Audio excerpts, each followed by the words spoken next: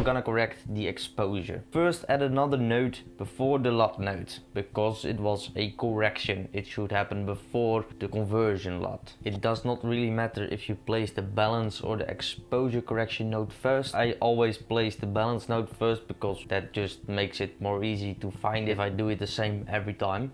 The goal of this correction is to achieve natural contrast and use the whole dynamic range of the shot. All the information between completely black and completely white is the dynamic range.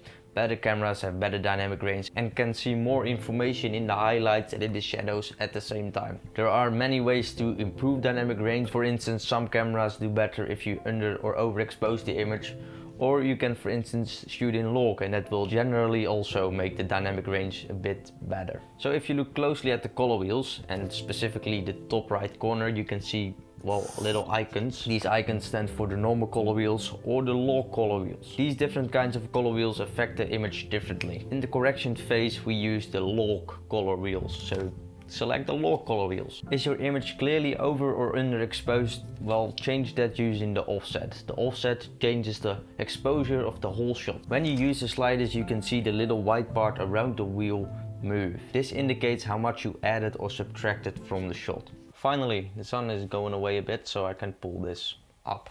That looks better, right? So now we're gonna maximize the dynamic range, and for this you need to look at your waveform. Go to your shadow slider and drag it down until the points in the waveform hit the bottom. So that basically means that there are now completely black pixels in the shot.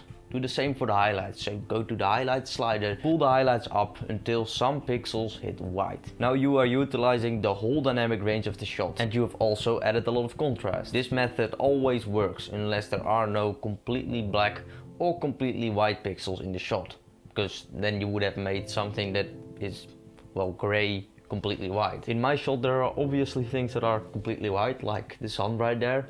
And for instance, my microphone is completely black, so for me this method works. If you are not sure how high you should drag your whites, for instance, you can look up the Adams zone system. This is basically a table that tells you how bright things should be. For instance, how bright your skin should be, and that then corresponds with the information you can see in the waveform. So now just look at your image and ask yourself, do you need more contrast?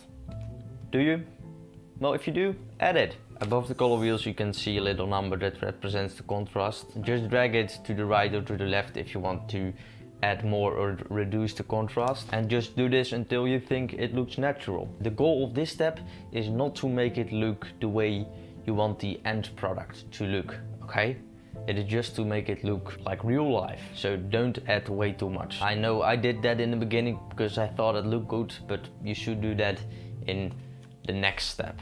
I know, this has nothing to do with the exposure, but if you think your image needs it, add a bit more saturation. And this brings me, well, to the next point. In this course I tell a few ways you can do things, but there are many ways to do many things.